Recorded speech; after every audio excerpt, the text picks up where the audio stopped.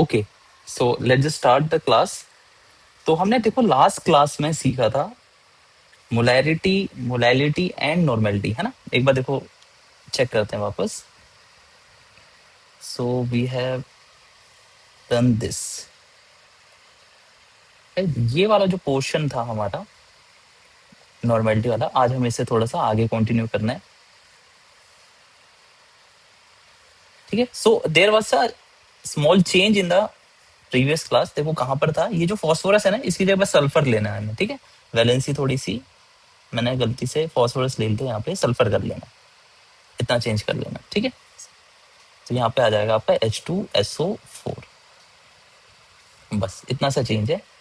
बाकी ठीक है, जैसे यहाँ पर हमने डिस्कस किया था कि जैसे सल्फ H2SO4 है, H3PO4 है, ठीक है, HNO3 है। तो ये जो भी होते हैं सल्फर, फॉस्फोरस, नाइट्रोजन, इनमें हमारे पास जो डीसीसीटी है वो डायरेक्टली OH के साथ निकल के नहीं आती, क्योंकि ये सारे एसिड फॉर्म करते हैं। तो इनमें हमें OH ग्रुप देखने को मिलता है, ठीक है, OH माइनस। तो कमिंग बैक टू नॉर्मेलिटी, तो हमने क्या सीखा था कि हमारे पास जो फॉर्मूला होता है वो क्या फॉर्मूला होता है, number of gram equivalence upon में volume of solution in litre. तो एक काम करते हैं, just copy this,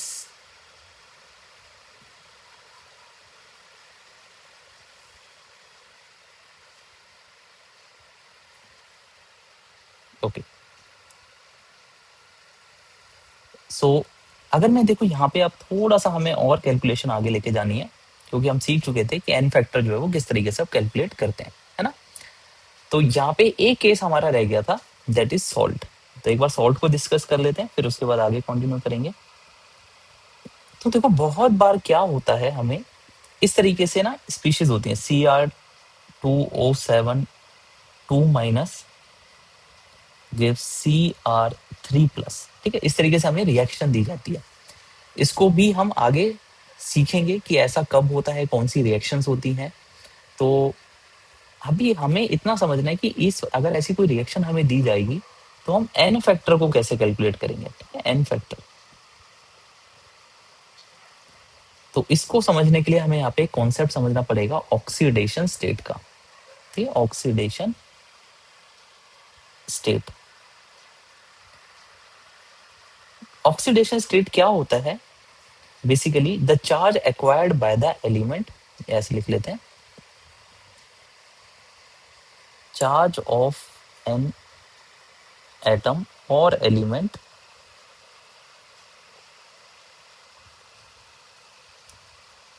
present on it in the species. जो भी हमें स्पीशीज दी जाएगी, जैसे यहाँ पे देखो Cr2O7 है, तो इसमें जो भी एटम्स हैं, ठीक है, जैसे मुझे यहाँ पे Cr दिख रहा है, Cr क्या होता है, क्रोमियम होता है। अभी आपने अभी नहीं पढ़ा होगा क्योंकि ये आता है 24 पे, ठीक है। तो आपने 1 से 20 तक याद किए हुए, तो कोई बात नहीं। ये 24 नंबर पे आता है हमारा क्रोमियम। ऑक्सीजन तो हमारे पास क्या है, इनकी जो भी चार्ज एक्वायर होगा इनके पास, उसी को हम क्या बोलेंगे, ऑक्सीडेशन स्टेट बोलेंगे। जैसे अगर ऑक्सीजन की आप एटॉमिक नंबर जानते होंगे, कितना होता है, 8 होता है ना।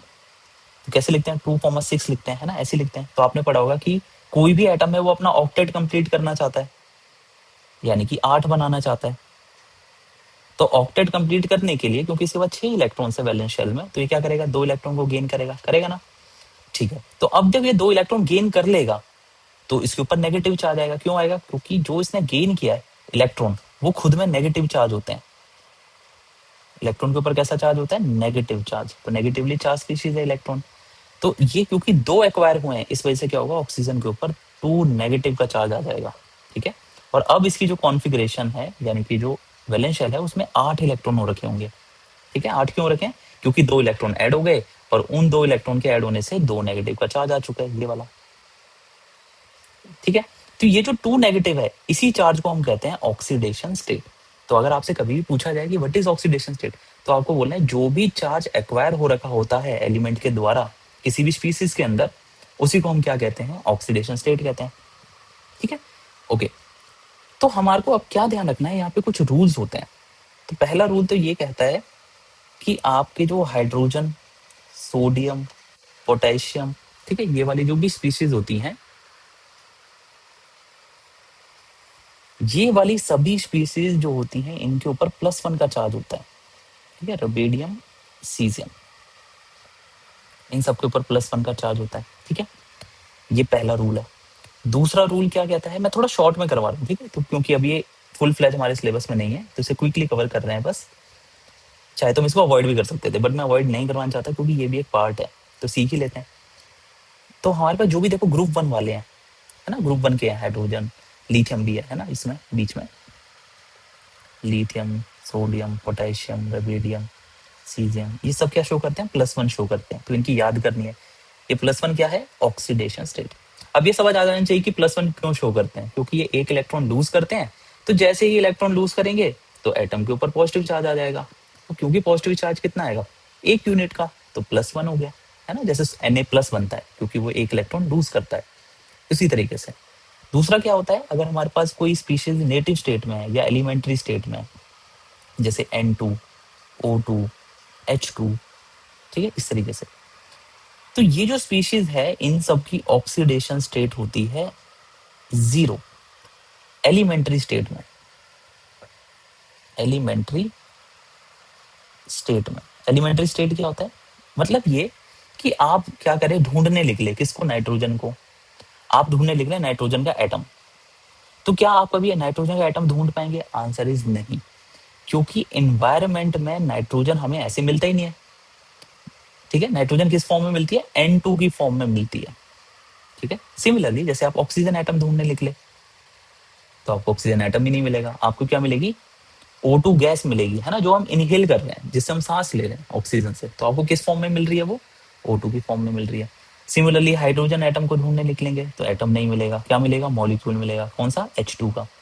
तो कहने का मतलब क्या है कि जो भी एलिमेंट आपको एटमोस्फेयर में मिलते हैं जिस भी फॉर्म में, है ना, जैसे नाइट्रोजन मिलता है N2 की फॉर्म में, ऑक्सीजन मिलता है O2 की फॉर्म में, H2 मिलता है, हाइड्रोजन मिलता है H2 की फॉर्म में, आयोडीन मिलता है I2 की फॉर्म में, ठीक है, सल्फर मिलता है S8 की फॉर्म में, फॉस्फोरस मिलता है P4 की फॉर्म में। तो ये सब क्या है कि नेचर में ये इसी फॉर्म में एग्जिस्ट करते हैं, ठीक है। अगर आप सल्फर का अकेला एटम ढूंढने निकलेंगे आपको नहीं मिलेगा, आपको S8 में मिलेगा सल्फर। सेम फॉस्फोरस आपको P4 की स्टेट में मिलेगा, ठीक है, सिंगल एटम नहीं मिलेगा। तो जो भी एलिमेंट्स हमारे जिस फॉर्म में एग्जिस्ट करते हैं एनवायरनमेंट में, उसी को हम कहते हैं एलिमेंट्री स्टेट, ठीक है, एलिमेंट्री स्टेट। अब जो भी एलिमेंट्री स्टेट होगी उस एलिमेंट की, उसकी ऑक्सीडेशन स्टेट उसमें 0 होगी, यानी कि ऑक्सीजन की ऑक्सीडेशन स्टेट O2 की फॉर्म में क्या है, 0, हाइड्रोजन की यहाँ पर H2 में क्या है, 0, I2 में आयोडीन की क्या है, 0, सल्फर में, एसिड में क्या है, 0, P4 में क्या है, 0। समझ आ रहा है, क्यों, क्योंकि ये नेचर में इसी तरीके से एग्जिस्ट करते हैं, इसलिए इनकी 0 मान ली गई है, इतना याद रखना है, ठीक है, ओके। दूसरा क्या है कि जैसे सपोज करो कोई मेटल है, मेटल, कौन कौन से मेटल होते हैं, आयरन होता है, आयरन को लिखते हैं Fe से, ठीक है, दिस इज आयरन। फिर आपने क्या पढ़ा होगा, गोल्ड, Au से होता है गोल्ड। Ag क्या होता है, सिल्वर, है ना, ज्वेलरी आपने देखी होंगी, है ना, सिल्वर की, गोल्ड की। कॉपर होता है, किसे लिखते हैं, Cu से, ठीक है। एल्यूमिनियम फॉइल आपने यूज की होंगी, है ना, लंच बॉक्स में आप रैप करके ले जाते हैं, क्या होता है, Al, एल्यूमिनियम। तो ये सब क्या है, ये मेटल है ना, और भी मेटल्स पॉसिबल है। तो ये सारे मेटल्स जो हैं इन सब की भी ऑक्सीडेशन स्टेट क्या है, देखो 0 है, क्योंकि क्या है, ये मोनोटॉमिक है। मोनोटॉमिक का मतलब क्या है, सिंगल एटम है, Fe, Au, Ag, Cu, Al, इनके साथ कुछ और तो जुड़ा नहीं हुआ। जैसे अगर मैं बोलता हूँ देखो Al2O3, तो क्या ये सिंगल एटम है, आंसर इज नहीं, क्योंकि एल्यूमिनियम के साथ ऑक्सीजन जुड़ा हुआ है, एल्यूमिनियम ऑक्साइड है ये Al2O3, तो इसमें नहीं, यहाँ पे 0 लिखना गलत है। अगर सिर्फ Fe है, अगर सिर्फ गोल्ड है, अगर सिर्फ सिल्वर है, कॉपर है, एल्यूमिनियम है, सिर्फ सिल्वर, मतलब कोई और इनके साथ जुड़ा हुआ नहीं है, ठीक है, कोई ऐसा कंपाउंड नहीं बना रखा, तो इस केस में भी इन सब की ऑक्सीडेशन स्टेट क्या होगी, इन सब की भी ऑक्सीडेशन स्टेट 0 होगी, क्योंकि इनके ऊपर कोई चार्ज नहीं है, ठीक है। बट अगर आपके पास कोई आयन दिया गया, मेटल आयन है, मेटल आयन, जैसे सपोज करो Fe2 प्लस है, Fe3 प्लस है, Cu प्लस है, Mn2 प्लस है, ठीक है, एल्यूमिनियम 3 प्लस है। अगर आपके पास एटम दिए, सिंगल एटम है अभी भी, ठीक है, जैसे ऊपर सिंगल एटम थे, अभी भी यहाँ पे सिंगल एटम ही है, बट ऊपर वाले केस में कोई चार्ज नहीं था उनके ऊपर। यहाँ हम देख पा रहे हैं Fe के ऊपर 2 प्लस लिखा हुआ है, Fe के ऊपर 3 प्लस लिखा हुआ है, Cu के ऊपर प्लस लिखा हुआ है। तो क्या है, ये चार्जेस लिखे हुए हैं, है ना। तो जो चार्ज लिखा होगा वही उसकी ऑक्सीडेशन स्टेट हो जाती है, ठीक है, ये भी याद रखना है। अगर सिंगल एटम है, कुछ नहीं लिखा तो जीरो ऑक्सीडेशन स्टेट है। अगर चार्ज लिखा है तो जितना चार्ज लिखा है वही उसकी ऑक्सीडेशन स्टेट होगी। तो कितना लिखा है Fe के ऊपर, +2 लिखा है, तो +2 ऑक्सीडेशन स्टेट। 3 प्लस लिखा है तो क्या होगी, +3 ऑक्सीडेशन स्टेट। Cu प्लस लिखा हुआ है, कितना है, +1 है ना, कुछ +1 है ये। तो अगर सिर्फ प्लस लिखा हुआ है इट मीन्स कि वहां पे 1 है, तो +1 हो गई। Mn के ऊपर कितना लिखा है, +2 लिखा है ना, तो वही उसकी ऑक्सीडेशन स्टेट। 3 प्लस लिखा है एल्यूमिनियम के ऊपर, तो क्या हो गई, +3 ऑक्सीडेशन स्टेट। समझ आ रहा है, अगर सिंगल एटम है उसके ऊपर जो भी चार्ज लिखा है तो वही उसकी ऑक्सीडेशन स्टेट है। अगर सिंगल एटम है, कुछ भी चार्ज नहीं लिखा है, तो उसकी जीरो ऑक्सीडेशन स्टेट है ना, या ऐसे कह सकते हैं उसके ऊपर जीरो चार्ज है, तो उसकी ऑक्सीडेशन स्टेट कितनी हो जाएगी, जीरो। इतना क्लियर है एवरीवन? देखो, इज इट क्लियर एवरीवन? ठीक है, ओके। अब हमें सीखना है how to calculate oxidation state in a molecule. How to calculate oxidation state of element in a molecule और स्पीशीज या कंपाउंड। ठीक है, बड़ा सिंपल है, हमें ये सारी बातें पता होनी चाहिए, ठीक है। अभी देखो इसको यूज करेंगे और इन्हीं सबको यूज करके हमें सीखना है कैसे हम निकालते हैं, ठीक है। देखो, जैसे सपोज करो हमें यहाँ पर ये स्पीशीज दी गई थी Cr2O7 2-। तो यहाँ पे हमें निकालना है क्रोमियम का, ठीक है। पहली चीज तो जो अंडरलाइन किया हुआ है उसकी ऑक्सीडेशन स्टेट निकालनी है। तो हमसे पूछ रहा है ऑक्सीडेशन स्टेट ऑफ क्रोमियम क्या होगी, ठीक है। तो जो उसके साथ लिखा हुआ है, ऑक्सीजन लिखा हुआ है ना, ऑक्सीजन, तो हमें क्या पता होना चाहिए कि ऑक्सीजन की कितनी होती है, ऑक्सीजन की होती है यहाँ पे -2, क्योंकि 2 माइनस का चार्ज गेन करता है ना। तो यहाँ पे और लिख लो नेगेटिव चार्ज स्पीसीज में, जैसे सपोज करो Cl माइनस है, I माइनस है, ठीक है, Br माइनस है, F माइनस है। इन सब की क्या होगी, जो चार्ज लिखा हुआ है कितना है, -1 का, तो वही उसकी क्या होगी, ऑक्सीडेशन स्टेट, ठीक है। ऑक्सीजन कितनी शो करता है, -2, ये आपको याद रखनी है। क्यों करता है, क्योंकि 2 इलेक्ट्रॉन गेन करता है, सीख चुके हैं, है ना। तो -2 इसकी ऑक्सीडेशन स्टेट होगी, किसकी, ऑक्सीजन की। आ जाओ यहाँ पे, तो ये हमें पता है ऑक्सीजन की -2 होती है, ठीक है। चलो अब कैसे कैलकुलेट करना होता है, देखो जो आपके पास लिखा हुआ है Cr2O7 2-। तो हमें किसकी निकालनी थी, Cr की निकालनी थी ना। तो क्या करना है, Cr की ऑक्सीडेशन स्टेट को निकालना है हमें, तो उसे x मानना पड़ता है।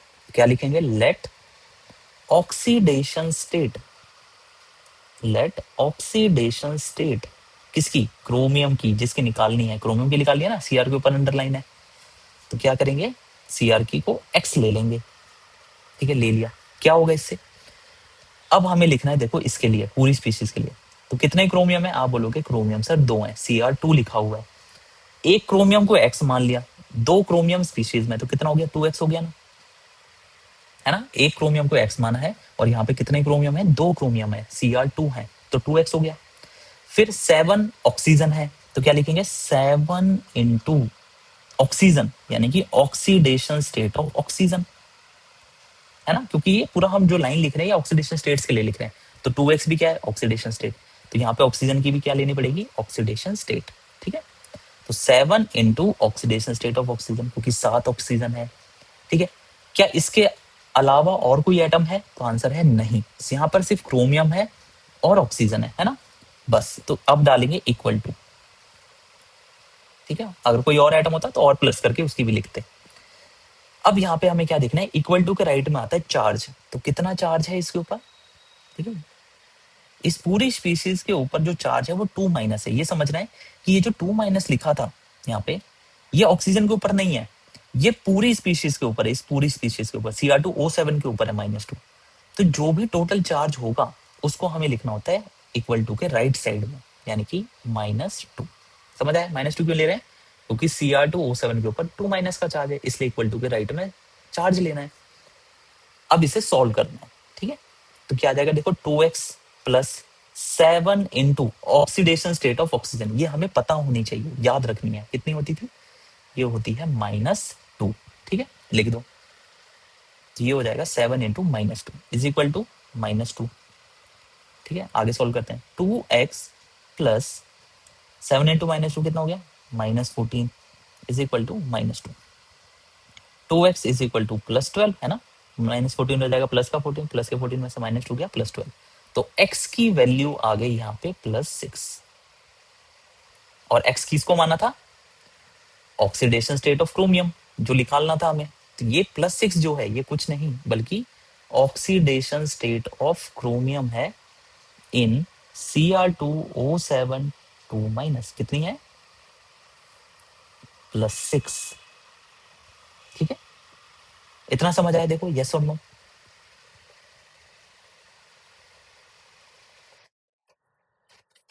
हाँ जी, चार्ज याद करने पड़ेंगे आपको। 1 से 20 तक तो एलिमेंट याद करने हैं, ठीक है। ये जो चार्ज आ रहा है ना, वो तो देखो मैंने यहाँ पे मेंशन कर ही दिया, जो ऑक्सीडेशन स्टेट है ना वो याद करना है आपको, ठीक है। आप क्या पूछ रहे हैं कि आपको ये Fe के ऊपर +2 याद करना है, +3 याद करना है, ये चीज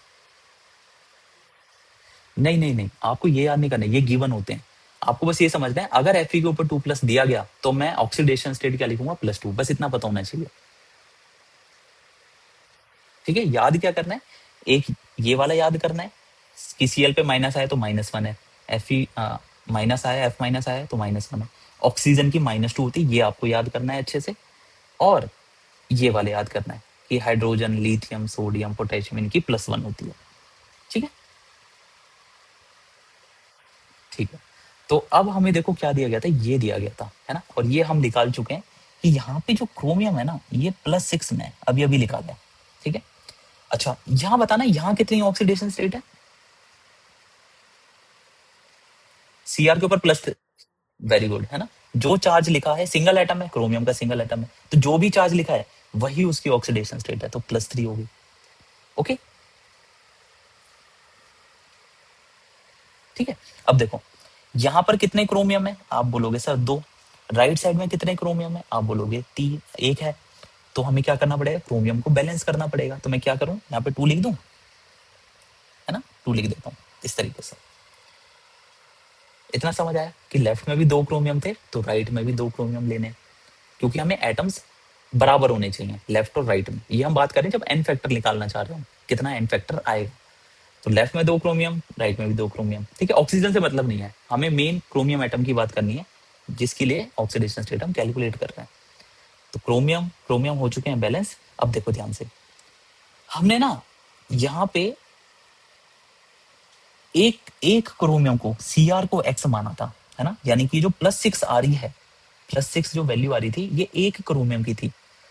तो अगर यहाँ पे एक क्रोमियम +6 में, तो 2 क्रोमियम कितने में होंगे, 2 क्रोमियम की ऑक्सीडेशन स्टेट कितनी हो जाएगी, तो आप बोलोगे सर 2 इंटू +6। अगर एक क्रोमियम की +6 है तो 2 क्रोमियम की कितनी हो जाएगी, 2 इंटू +6 यानी कि +12, है ना। अच्छा, यहाँ पे एक क्रोमियम के ऊपर +3 का चार्ज था, तो 2 क्रोमियम पे कितना हो जाएगा, आप बोलेंगे 2 इंटू +3 यानी कि +6, यस और नो, ठीक है।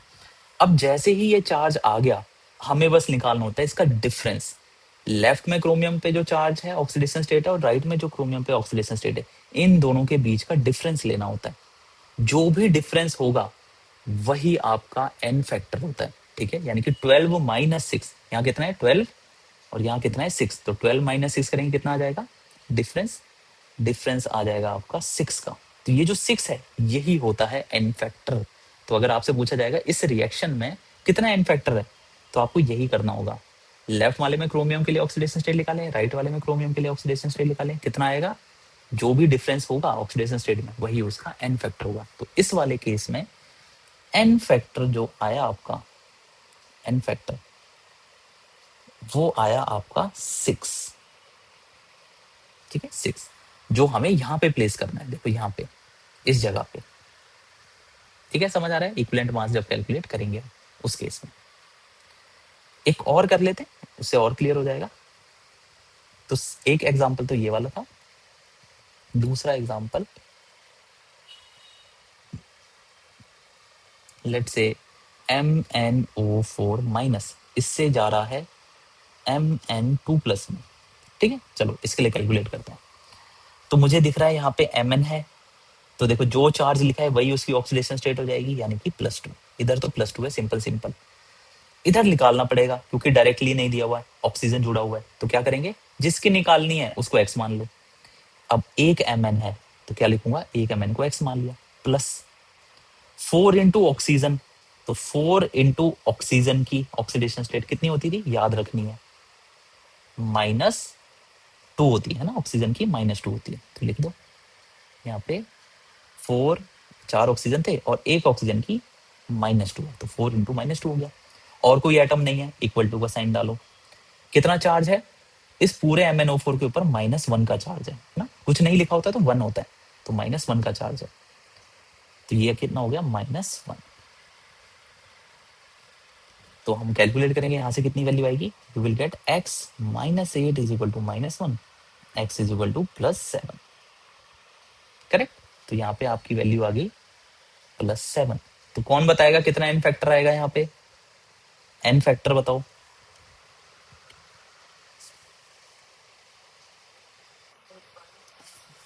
प्लस है ना, 5 आएगा, प्लस नहीं बोलना है, सिर्फ हमें यहाँ पर वैल्यू चाहिए। ठीक है, प्लस नहीं होती है, you need to just get the value, कितना नंबर है। तो 7 - 2 5। ठीक है, so this is correct, N factor will be 5। इतना क्लियर है, निकाल लेंगे एन फैक्टर, है ना, इस तरीके से सॉल्व करके। वैसे बहुत कॉम्प्लिकेटेड है, अगर बहुत ज्यादा टफ बनाना चाहता होगा टीचर तभी आपको ये देगा, अदरवाइज वो आपको एसिड या बेस ही देगा। ठीक है, अच्छा एसिड बेस में ना एक और चीज सीख लो, अगर थोड़ा सा और कॉम्प्लिकेटेड कर सकते हैं तो शायद टीचर ये भी दे सकते हैं, जैसे S3PO4, S3PO3, H3PO2। ठीक है, ये 3 है। अब देख के लग सकता है कि तीनों में एन फैक्टर 3 होगा, यहाँ भी 3, यहाँ भी 3, यहाँ भी 3। क्यों, क्योंकि ऐसा लग रहा है कि 3 एच हैं तीनों में, है ना, तो एन फैक्टर तीनों का सेम होगा, n is equal to 3। But ये गलत है। ठीक है, यहाँ पर जो हमारे पास आंसर आता है वो आता है स्ट्रक्चर के बेसिस पे। तो देखो स्ट्रक्चर कैसा बनेगा, इस वाले का S3PO4 का स्ट्रक्चर होता है कुछ इस तरीके से। ठीक है, आपको स्ट्रक्चर याद करने की नीड नहीं है, बट आप डायरेक्टली वैल्यू याद कर लेना। ठीक है, तो इसका स्ट्रक्चर दिखता है कुछ इस तरीके से, OH। S3PO3 का दिखता है कुछ इस तरीके से,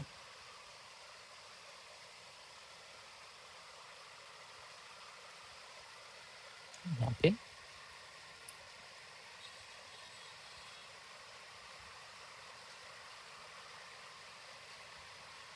ठीक। चलो अब हमें बस पता करना है कितना एन फैक्टर होगा। तो देखो क्या बताया था मैंने, जो H हमारा ऑक्सीजन में जुड़ा है सिर्फ वही वाला फर्निश हो सकता है या वही वाला आयनाइज हो सकता है। या मैं कह सकता हूं कि जो बेसिसिटी थी वो क्या था, जो हाइड्रोजन हमारे ऑक्सीजन के साथ जुड़े होंगे सिर्फ वही वाले हमारे H काउंट होंगे, यानी कि H+ में लिख लेंगे। क्यों, क्योंकि ये जो OH होता है इसके बीच में इलेक्ट्रोनेगेटिविटी डिफरेंस होता है।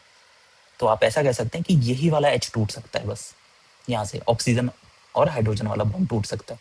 तो एक H यहाँ से मिल जाएगा, ये वाला भी टूटेगा ना, ये वाला OH है तो यहाँ से मिलेगा, ये वाला भी OH है तो यहाँ से भी H मिलेगा। कितने H मिले, 1 2 3।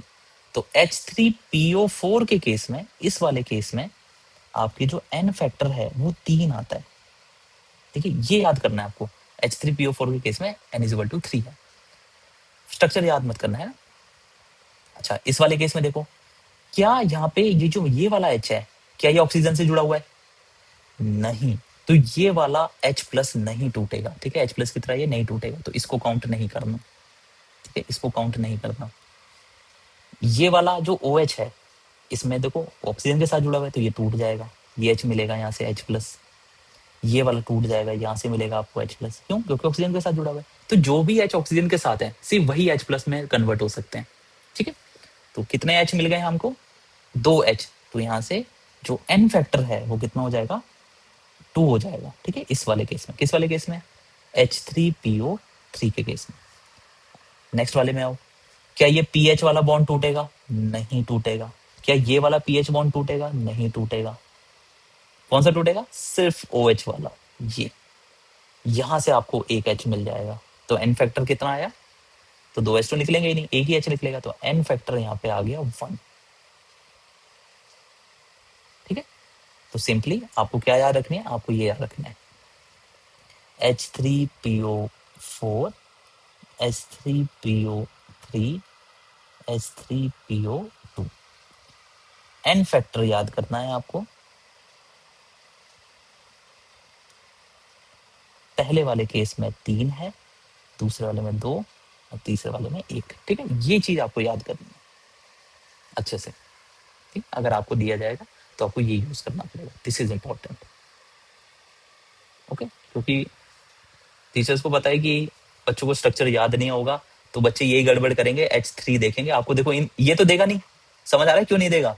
क्योंकि इसमें तो 3 H यहीं दिख रहे हैं और N फैक्टर भी 3 है। तो ये तो मैक्सिमम बच्चे सही कर ही लेंगे इस वाले को। रैंडमली भी सोचेंगे कि हाँ HCl में 1 H है तो N फैक्टर 1 है। H2SO4 में 2 H है तो N फैक्टर कितना है? 2 है। H3PO4 में 3 H है तो N फैक्टर 3 है। जो एक्चुअल में है भी 3 इस वाले केस में, यहाँ पे है ना, 3 निकल भी रहे हैं। तो वो टीचर ये वाला नहीं देता, उसको पता है ये चीज करेंगे बच्चे, इसीलिए कौन सा देगा? एक ये वाला, क्योंकि पता है इसमें 3 सोचेंगे बच्चे और आ रहा है 2। या फिर इस वाले में जहाँ पे बच्चे 3 सोचेंगे और आ रहा है 1, है ना। तो यही गलती करते हैं बस बच्चे।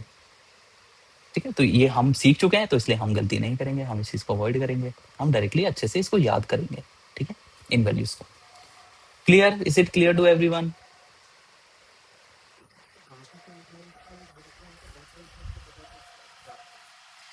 मैं बताता हूँ किस वाले केस में आप नहीं बता सकते हैं।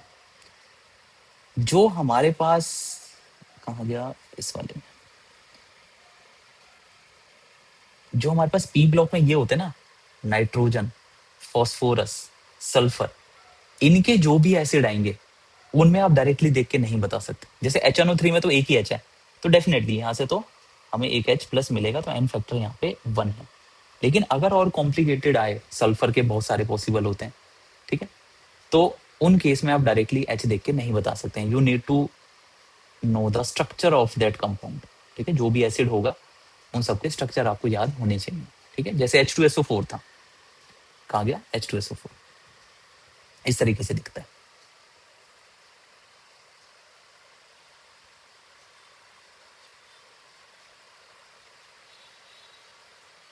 H2SO4 like this. ठीक है, तो यहाँ हम क्लियरली देख पा रहे हैं कि देखो कितने H हैं? 2 H हैं और दोनों ऑक्सीजन से जुड़े हैं, तो ये भी टूट जाएगा, ये भी टूट जाएगा। तो ये भी H+ मिलेगा और ये भी H+ मिलेगा। तो इस केस में N फैक्टर कितना आएगा? 2 आएगा। ठीक है, लेकिन बात आती है क्या हर हमारे पास सल्फर के जैसे H2S2O8 है, H2S2O7 है, तो क्या उनमें हमारे पास वैल्यू सेम आएगी? आंसर इज नहीं, वहां पे अलग आती है। ठीक है, तो इसलिए आपको स्ट्रक्चर याद करने पड़ेंगे। अब बात आती है सर किस किस के याद करें, तो इसका सीधा सा जवाब है देखो अभी आपके में ज्यादा चांसेस है कि ये चीज कॉम्प्लिकेटेड नहीं पूछेंगे। ठीक है, क्योंकि आपके सिलेबस से पी ब्लॉक हट चुका है, पी ब्लॉक हट चुका है। लेकिन ये मेंस में अभी भी है, नीट में ये अभी भी है, तो वहां पर आपसे क्वेश्चन पूछे जा सकते हैं। ठीक है, ये वाले। बट क्योंकि अभी CBSE से हट चुका है तो हो सकता है वो आपसे अभी यहाँ पर ये ना पूछे। अगर कोई टीचर के माइंड से निकल गया कि हाँ ये पी ब्लॉक का है, तो मे भी हो सकता है आपसे पूछ लिया जाए। ठीक है, तो उस केस में आपको सारे स्ट्रक्चर याद करने पड़ेंगे। लेकिन एज ऑफ नाउ अभी के लिए फॉर दिस फाउंडेशन एंट्रेंस जो टेस्ट होने वाला है आपका स्कूल में, उसके लिए नीड नहीं आ गई है। ठीक है, बिल्कुल भी। तो यहाँ पे N फैक्टर 2 रहेगा क्योंकि 2 H यहाँ से निकल सकते हैं। ठीक है, तो आपको अभी मैं जितना बढ़ा रहा हूँ सिर्फ उतना काफी है। कौन कौन सा? एक H2SO4 में 2 है, एक हमारे पास ये फॉस्फोरस वाले याद कर लेना। ठीक है, और एक हमारा HNO3 के अंदर हमारे पास 1 होता है। ठीक है, यहाँ लिख देता हूँ HNO3 इसके अंदर 1 है, ठीक है। बस अभी के लिए इतना कर लेना, H2SO4 भी यहीं लिख देते हैं, H2SO4 के अंदर आपका 2 है, तो बस इसको याद कर लेना आप, इनको, ठीक है। बाकी अगर NaOH वगैरह आ गया वो तो आप कर ही लेंगे, है ना, HCl में 1 लिख लो। इनमें तो मैंने समझा ही दिया था, NaOH में एक OH है तो 1 होगा, BaOH ट्वाइस में 2 OH है तो 2 होगा, है ना। जितने OH लिख लेंगे उतनी एसिडिटी और उतना ही उसका एन फैक्टर, ठीक है। चलिए आगे बढ़ते हैं, क्लियर है ना। किसने पूछा था, आयुष ने, ओके, है ना। तो आयुष बस इतना याद करना है आपको अभी के लिए, अभी उसको नहीं सोचना है, ठीक है। और कौन कौन से पॉसिबल है, सिर्फ इतना काफी है, ठीक है। तो हम यहाँ पर थे, अब देखो यहाँ पर हमें ना थोड़ी सी सब्सटीट्यूशन करनी है। देखो क्या कर सकते हैं, ये जो इक्विवेलेंट मास है इसको मैं यहाँ रख सकता हूँ, है ना। तो मेरा नंबर ऑफ ग्राम इक्विवेलेंस जो होगा, इसको थोड़ा शिफ्ट कर देते हैं,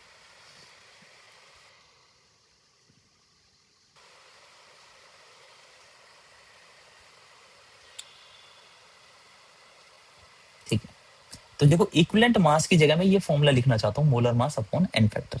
सब्स्टिट्यूट करते हैं, देखो क्या आ जाएगा, W2 ऊपर रहेगा, डिवाइडेड बाय इक्विवेलेंट मास की जगह लिख दिया मैंने molar mass upon N factor, ठीक है। तो क्या हो जाएगा, ये हो जाएगा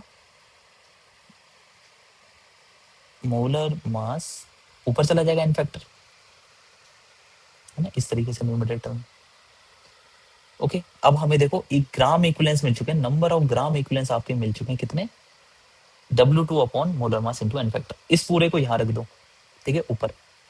तो जो नॉर्मेलिटी है, नॉर्मेलिटी, ये वैल्यू हो जाएगी आपकी W2 upon molar mass into में N factor, N factor upon volume of solution in litre, ठीक है, volume of solution in litre, ठीक है। ये देखो यही बनेगा ना, इस पूरे को हमने क्या करा, यहाँ पे रख दिया ऊपर। तो कुछ इस तरीके से दिखेगा, W2 अपॉन mm इंटू में N factor upon volume of solution in litre, ठीक है। अच्छा, अब देखो जरा बहुत ध्यान से देखना इसको, W2 अपॉन एम क्या है, मोलर मास, तो इसको मैं M2 लिख सकता हूँ यहाँ पे, है ना, मोलर मास ऑफ सॉल्यूट, तो M2 हो गया, इंटू में 1 upon volume of solution in litre, ठीक है, ये है, इनटू में एन फैक्टर। इस पूरे को बहुत ध्यान से देखो, ये जो लिखा हुआ है W2 अपॉन M2 इनटू में 1 upon volume of solution in litre, क्या ये यही लिखा हुआ है, W2 upon M2 into 1 upon V into litre, क्या था, वॉल्यूम ऑफ सॉल्यूशन, है ना। ये तो क्या है, ये तो M है, कैपिटल M लिखा हुआ है, W2 अपॉन M2 इंटू में 1 upon V, W2 upon M2 into में 1 अपॉन V, तो ये क्या है, मोलैरिटी है, मोलैरिटी। इसको मैं लिख सकता हूँ कैपिटल M इंटू में, नीचे ले आओ, एन फैक्टर। तो हमें यहां से एक रिलेशन मिल गया, किसका, नॉर्मेलिटी और मोलैरिटी। जो N है this is normality and this is molarity, ठीक है। तो आपके पास नया फॉर्मूला आ चुका है, normality is equal to molarity into N factor. इसको कैसे यूज करना है, देखो सपोज करो आपके पास एक सॉल्यूशन गिवन है, सॉल्यूशन ऑफ H2SO4 कितना है, 0.2 मोलर, कैपिटल M, और आपसे पूछा नॉर्मेलिटी बताओ कितनी होगी, ठीक है, समझ आ रहा है। अब कोई बच्चा सोच सकता है सर नॉर्मेलिटी निकालनी है तो ये लगा लेते हैं फॉर्मूला, सीखा तो है ये वाला, number of gram equivalence upon volume of solution, लेकिन क्वेश्चन के अंदर वॉल्यूम ऑफ सॉल्यूशन नहीं दिया हुआ, समझ आ रहा है। देखो ये तो सीधा कह रहा है सॉल्यूशन ऑफ H2SO4 कितना है, 0.2 मोलर, तो इस केस में वॉल्यूम ऑफ सॉल्यूशन वगैरह कुछ भी नहीं दिया हुआ, तो कौन सा वाला फॉर्मूला लगेगा, मोलैरिटी दे रहा है, कैपिटल M क्या है, मोलैरिटी, तो बता रहा है कि 0.2 मोलैरिटी है, और नॉर्मेलिटी पूछ रहा है, मोलैरिटी दे रहा है, नॉर्मेलिटी पूछ रहा है, तो कौन सा वाला लगेगा? ये वाला जो अभी अभी हमने रिलेशन निकाला। क्या है? Normality is equal to molarity into N factor. तो इसी को लगाना है, इसी फॉर्मूले को हमें यूज करना है। तो आपसे ये पूछ रहा था कि नॉर्मेलिटी कितनी होगी, तो इसका आंसर क्या है? We will use normality is equal to molarity into N factor. तो मोलैरिटी कितनी है? 0.2 मोलर। अगर मुझे एन फैक्टर पता लग जाए तो मैं नॉर्मेलिटी बता सकता हूँ, है ना?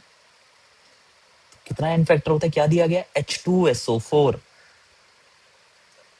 कितना होता है एन फैक्टर? कितना होता है? n इज इक्वल टू 2 होता है ना? तो बस लिख दो 0.2 इंटू 2 कितना आ गया? 0.4 normal n, capital N। So this is your normality. देखो इतने सिंपल क्वेश्चन पूछे जाते हैं, बस अगर हमें ये पता हो कि फॉर्मूला क्या है, normality is to molarity into N factor. ये फॉर्मूला आपको बड़े अच्छे से याद रखना है, ये वाला। ठीक है, ऊपर वाले तो याद करने ही है, मोलैरिटी, मोलैलिटी, नॉर्मेलिटी वाले जो हम ये ऊपर पढ़ रहे हैं, ये सब तो आपको देखो याद करना ही है। बट आपको ये एक्स्ट्रा वाला भी याद करना है जो रिलेशन है, यहाँ से क्वेश्चन पूछा जाता है। ठीक है, चलिए अब हम आपको एक और चीज सिखाते हैं जो यहीं से आगे इंपॉर्टेंट है। ठीक है, इतना क्लियर है ना सबको? यहाँ तक समझ आ गया ना? मानविक, आर्नव, ठीक है, वेरी गुड। हम यहाँ पे सीखने वाले हैं dilution law. Dilution law, dilution law देखो क्या होता है। डाइल्यूशन लॉ होता है कि हम यहाँ पे ना डाइल्यूट करते हैं। जैसे मैंने क्या करा, देखो एक सॉल्यूशन बनाया, बना सकता हूँ क्या क्या डाल के, सॉल्यूट डाल के और सॉल्वेंट डाल के मैंने मिलाया। मैंने इस तरीके से मिलाया कि आपके पास ना 0.2 मोलैरिटी तैयार हो गई, और जो इसका वॉल्यूम था वो 500 ml था। ठीक है, और हमने किसका बनाया? ये बनाया HCl का। तो ये हमारे पास क्या दिया जा रहा है? 0.2 मोलर 500 ml HCl सॉल्यूशन है। ठीक है, ये आपको गिवन है। क्या कहता है? कहता है कि मैंने ना इसको डाइल्यूट करा। कैसे डाइल्यूट करा? पानी मिलाया, पानी मिलाया मैंने, ध्यान से सुनना। देखो मैंने इसमें ना 500 ml पानी और मिला दिया, 500 ml वाटर। तो क्या होगा? डाइल्यूट हो जाएगा। ये वही हो गया कि जैसे आप फ्रूटी पी रहे हैं, फ्रूटी में आपने पानी मिला दिया तो क्या हो जाएगी? वो डाइल्यूट हो जाएगी, है ना? उसमें पानी आ जाएगा तो डाइल्यूट बोलेंगे हम उसे, कंसंट्रेटेड वो नहीं रहेगा। तो अब कुछ नजारा ऐसा होगा कि यहाँ पे ना वॉल्यूम बढ़ जाएगा आपका। ठीक है, बढ़ गया। कितना हो गया? 500 पहले था, उसमें 500 और मिला दिया, 1000 हो गया ना, 1000 ml। अब अगर वॉल्यूम बढ़ गया तो कंसंट्रेशन तो चेंज हो जाएगी। क्यों चेंज होगी? देखो ध्यान से, मोलैरिटी का फॉर्मूला होता था, मोलैरिटी का फॉर्मूला होता था नंबर ऑफ मोल्स किसके? सॉल्यूट के। तो सॉल्यूट यहाँ पर क्या है? HCl, है ना? HCl है ना सॉल्यूट, उसको पानी में मिलाया था हमने, divided by volume of solution, volume of solution. अब जरा ध्यान से सुनना मेरी बात जो मैं कह रहा हूं, ठीक है, बहुत ध्यान से। जब मैंने डाइल्यूशन करी, जब मैंने डाइल्यूशन करी तो क्या मैंने HCl को हटाया या मिलाया? जब मैंने डाइल्यूशन करी तो क्या मैंने HCl को डाला या हटाया सॉल्यूशन में से? नहीं। इसका मतलब क्या है कि यहाँ पे जितना HCl था पहले, पहले जितना HCl था उतना ही HCl बाद में भी होगा, क्योंकि उसके साथ तो मैंने कोई छेड़खानी करी नहीं है। जितना HCl पहले था उतना ही HCl बाद में भी होगा।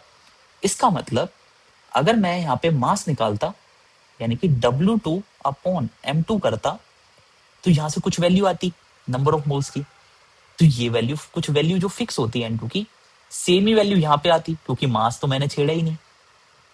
तो यहाँ भी N2 की वैल्यू सेम आती।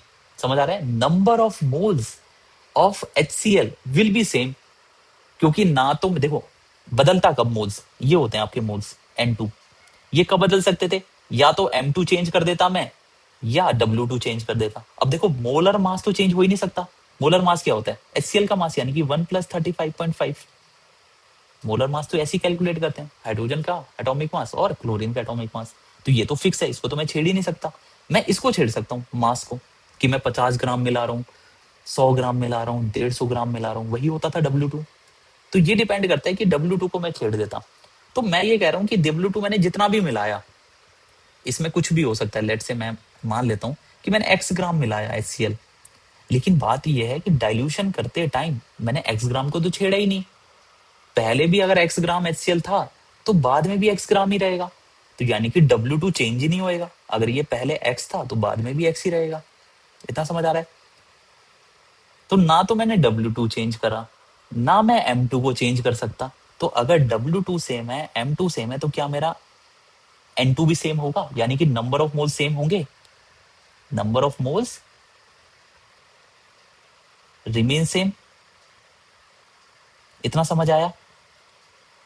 देखो, यस और नो। ठीक है, अगर हमारे पास नंबर ऑफ मोल्स सेम है तो मैं ये कह सकता हूं कि ये कांस्टेंट है, ये चेंज ही नहीं हो रहे। तो सीधा सीधा जो मोलैरिटी है, ध्यान से सुना, मोलैरिटी है, ये क्या हो जाएगी? इनवर्सली प्रोपोर्शनल हो जाएगी वॉल्यूम के।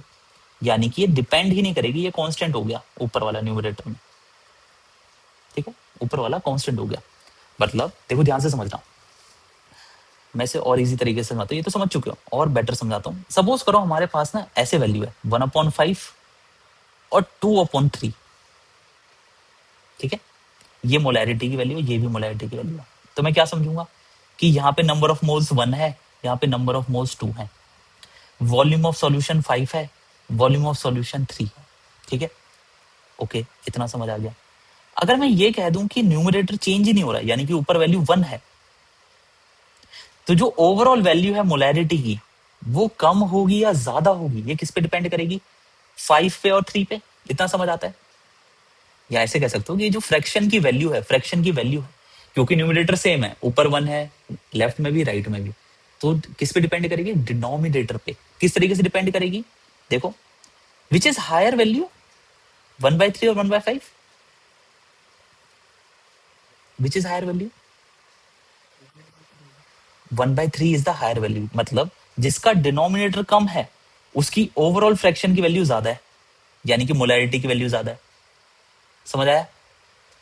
और जिसका डिनोमिनेटर ज्यादा है उसकी ओवरऑल फ्रैक्शन की वैल्यू कम है, और ओवरऑल फ्रैक्शन क्या है? मोलैरिटी, यानी कि मोलैरिटी की वैल्यू कम है। Is it clear? देखो, ध्यान से ऑब्जर्व करो। ओके, तो इसी चीज को कहते हैं इनवर्सली प्रोपोर्शनल डिनोमिनेटर के, कि अगर डिनोमिनेटर ज्यादा है तो मोलैरिटी कम है, और अगर डिनोमिनेटर कम है तो मोलैरिटी ज्यादा है। ठीक है, इसी चीज को क्या बोलते हैं? Inverse relation. इनवर्स रिलेशन है। ठीक है, कि डिनोमिनेटर बनने से मोलैरिटी चेंज हो गई, ऑपोजिट चेंज हुई। क्यों? क्योंकि हमारा जो न्यूमरेटर था वो सेम था, न्यूमरेटर सेम था, इस वजह से। अगर ये भी बदल रहा होता फिर नहीं कह सकते हम ऐसा।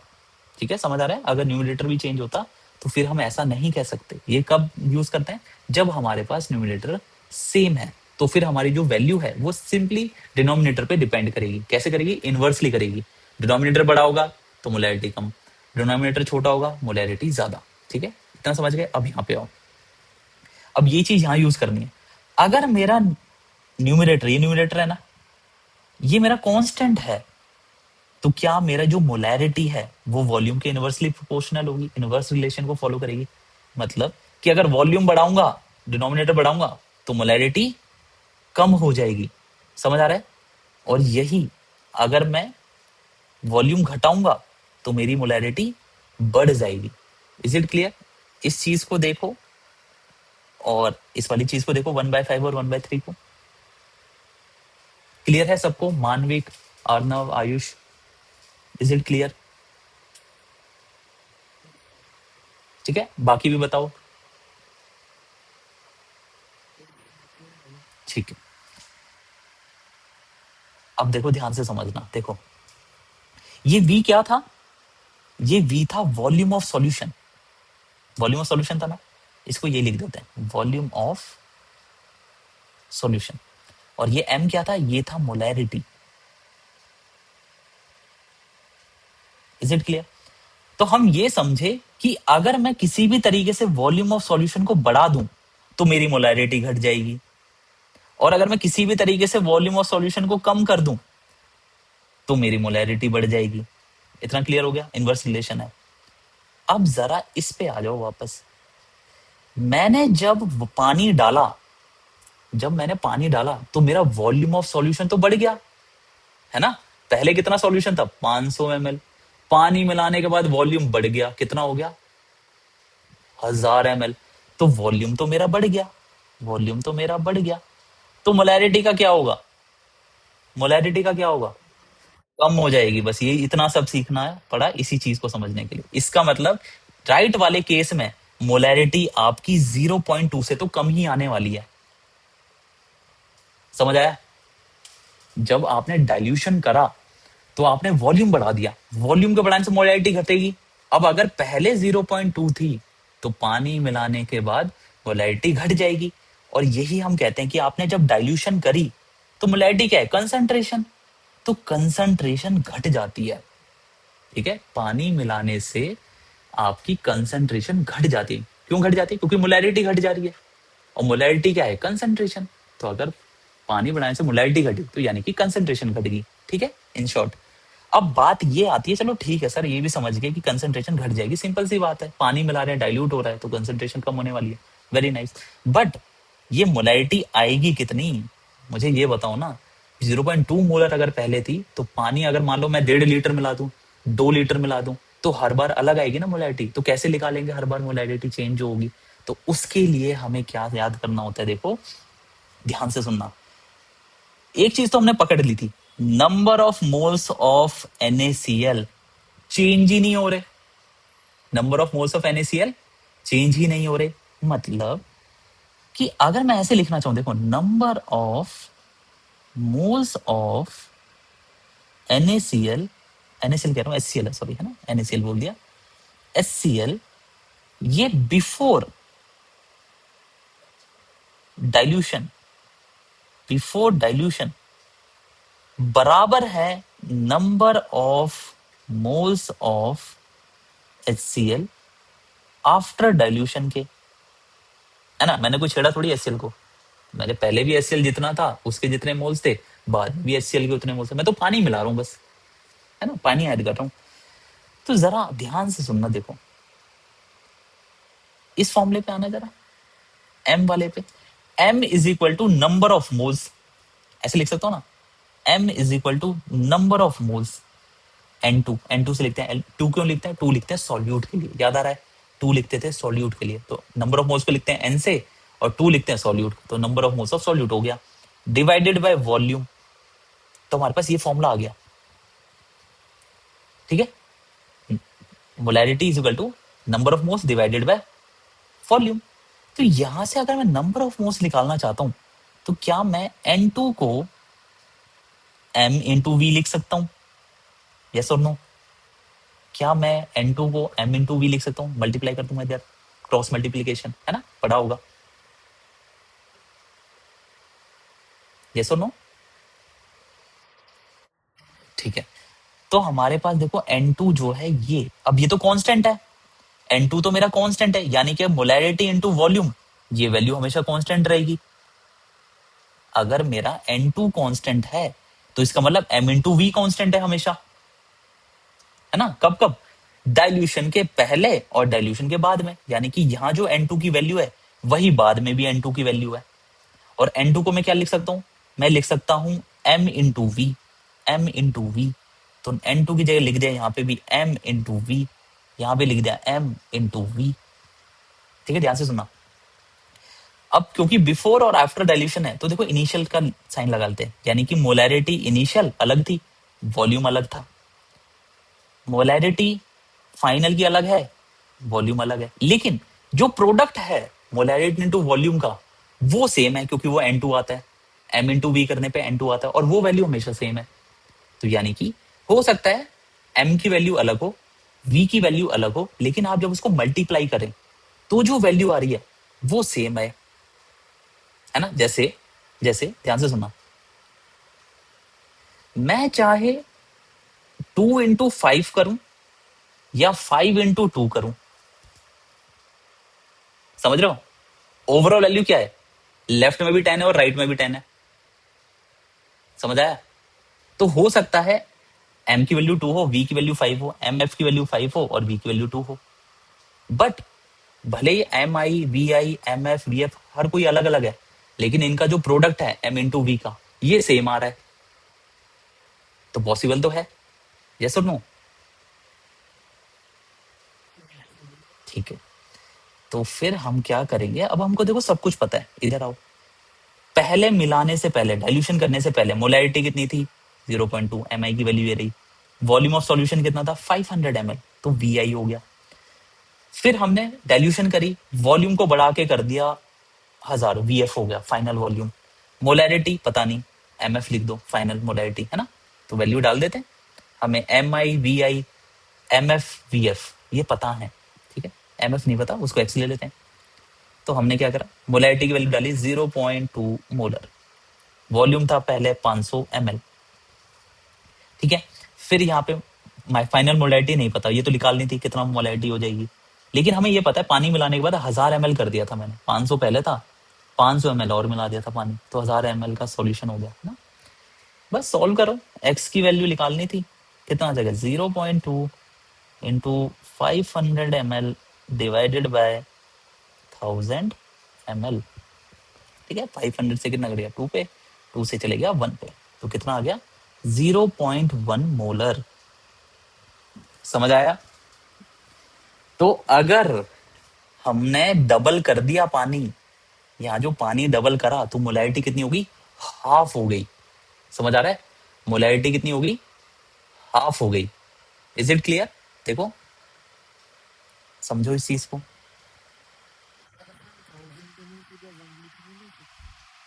लिख सकते हैं, बिल्कुल लिख सकते हैं, लेकिन आपको फिर दोनों जगह आपको लीटर में लेना पड़ेगा, तभी आप कैंसिल कर पाएंगे ना। एमएल से एमएल काटना है, आप लीटर में ले लेना, तब आप 0.5 और 1 लीटर लेंगे, आंसर सेम आएगा। यू कैन टेक दैट, ले सकते हैं, ठीक है। हाँ जी।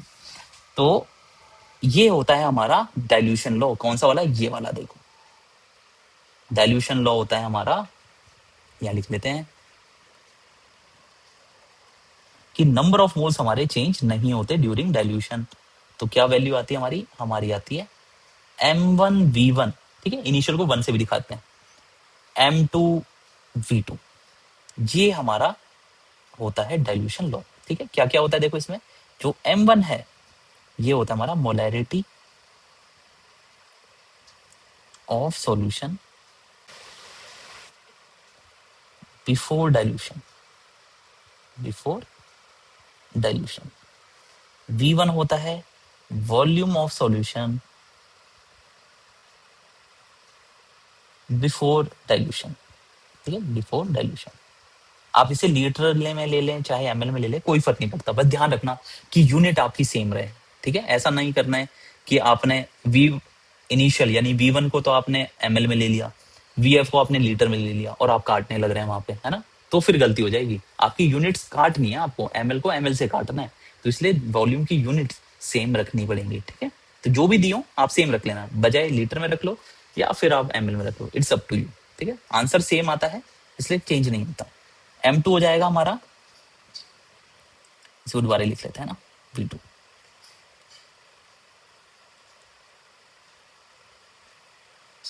Volume of solution and molarity of solution, ये हो जाएगा आफ्टर डाइल्यूशन, और यहाँ पर भी आफ्टर डाइल्यूशन, ठीक है। ये आपको अच्छे से याद रखना है, ये वाली चीज। Is it clear? अच्छा, वो हमसे ना ये पूछ सकता है कि जब आपने डाइल्यूशन करी तो मुझे ना मोलैरिटी मत बताओ, मुझे जरा यहाँ पे ना नॉर्मेलिटी बता दो। कर सकता है, उसकी मर्जी है, क्या दिक्कत है, मुझे मोलैरिटी तो पता लग गई ना, नॉर्मेलिटी पूछ रहा है, नॉर्मेलिटी पूछ रहा है, क्या लगाऊंगा? नॉर्मेलिटी इज इक्वल टू, आज ही तो सीखा, molarity into N factor, N factor, बस। नॉर्मेलिटी पूछ रहा है, मोलैरिटी तो पता लग गई अब फाइनल वाले की। हाँ वेरी गुड, है ना, क्योंकि क्या दिया हुआ है, एन फैक्टर कैसे पता लगाएंगे, एसिड को देखो कौन सा दिया है, ये रहा HCl।